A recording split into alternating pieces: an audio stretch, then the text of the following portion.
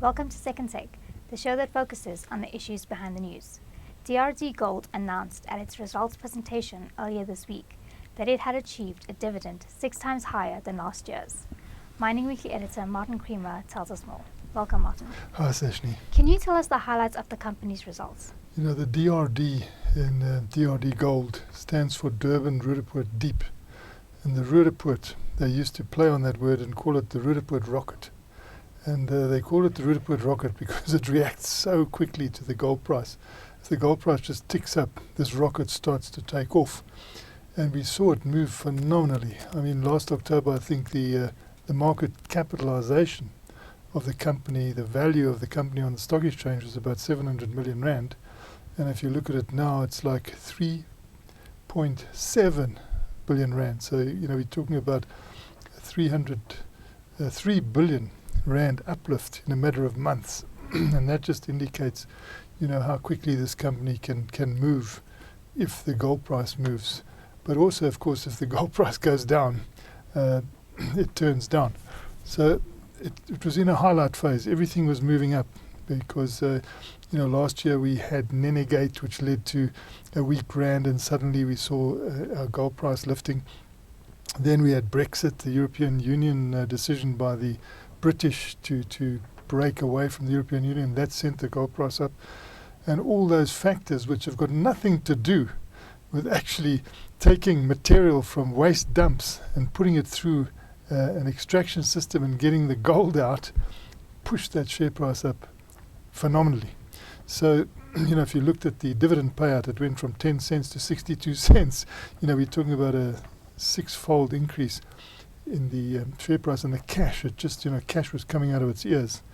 And fortunately for the shareholders who have been quite patient and who haven't had much return for some time, they suddenly got a bonanza. And if you look at the 308 million rand in free cash flow, I think the shareholders immediately are getting like 260 million rands worth of it, so they're getting the lion's share. So it also indicates that when the company's got cash, it'll pay it out. There was a sort of a cautionary tale from the CEO, Neil Pretorius, when he said this is a share for professionals. Because, you know, to actually watch this company the way people have to do when they're shareholders, you know, you must leave it to people who are doing all the sums all the time, because you can go wrong with a share. But you can also go very right. And those who know the business have gone right with the arrows all pointing up. What is the company doing to be sustainable, and what are the contributions made towards its employees? Yeah, this is what I like about it. You know, it thinks holistically, and it realizes that it's taking this dump material, which in itself has problems, because this is a legacy from the past. We've been mining in this area, we've been mining gold for 120 years, and we've left a lot of dumps. But in those dumps is huge value. But in those dumps is also dust. And if the wind starts blowing, it aggravates the community. I mean, you know, the complaints that come through are huge. And if you add up what this company has paid in dividends over the last 9 years, you'll find it's paid less in dividends than it's paid to keep those dumps environmentally protected, to make sure that they vegetate the dumps. And I think that's an important point, that they prioritize looking after the surrounding urban communities. But they go beyond that. And employees now, since they've virtually become a factory, you know, they get this material and they put it through a plant, they are moving their staff, their employees, into a knowledge-based type of environment, and putting them through a lot of courses, training them up, training them to deal with a factory environment. And this is having a good effect on their labour relations.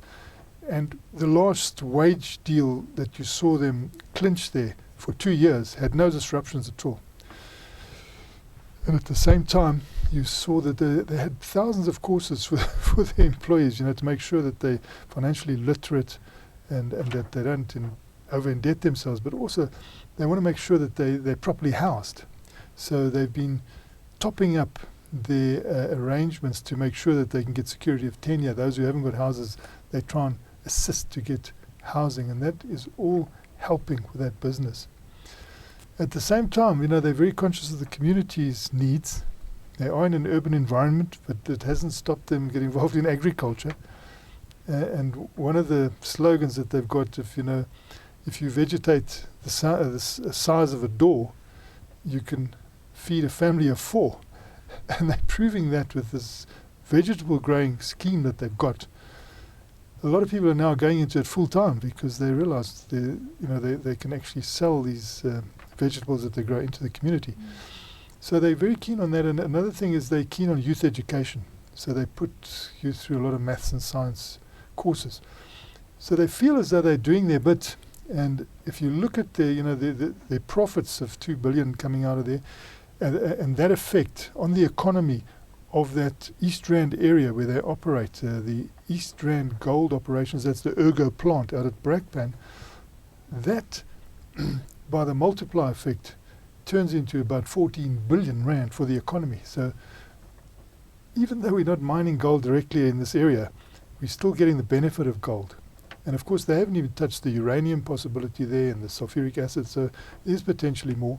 We notice as the gold price is starting to tick up again, a lot of people are looking at these opportunities of the dumps. On the West Rand they're looking at it with Sibanye, but also individual entrepreneurs now. You find, and there was just an announcement of Pete Skeet now looking at Blyfor, not only on surface but also underground, trying to revive that because the gold price is looking like it's got a bit of momentum. Of course we've got Janet Yellen about to make an announcement on interest rates in the United States, and if she does, depending on her announcement, the gold price could go up and down again. But I think that in the case of DRD Gold, it's sort of pushed itself into an area where it should be sustainable to stay where it is because its throughputs justify that sort of level of share price. DRD Gold CEO said that the national electricity grid was becoming problematic. Yeah, and of course, they're quite big users of electricity. And you say, well, you're a big user of electricity. You must have your emergency power in place. You've got the funds to do that.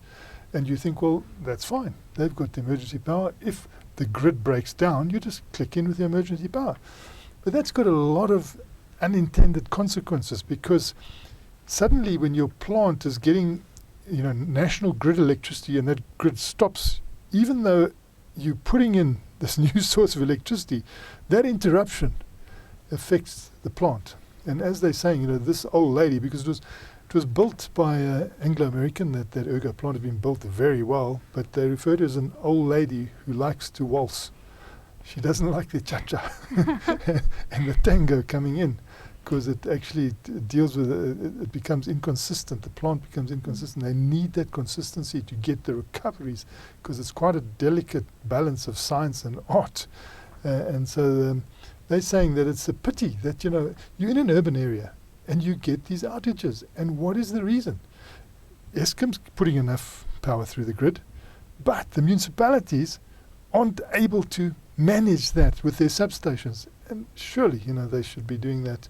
We've just had local government elections, and this is the sort of thing that's cropping up that our local authorities aren't up to it. Extraction efficiency is being upped to be able to cope with lower grade throughput. Can you expand on this? Their grades vary. You can imagine these dumps have got different grades. They've had a high grade surprise out at nights, which did them very well in the last quarter. But they're moving now on the West Rand. They've virtually depleted one site. And in terms of their ethics and ethos, they want to deplete that properly so that you go back to the red soil before you move to the next site. But of course, that's going to mean that there's lower grade throughput going through. That's going to add to the costs. It's going to be a bit of an interruption for their normal space, the normal way they do things until they get to this new site. But all the time they're looking to up efficiencies because they have these situations where they sometimes have a higher grade and then sometimes go into a lower grade, and you need the efficiencies to give that consistency.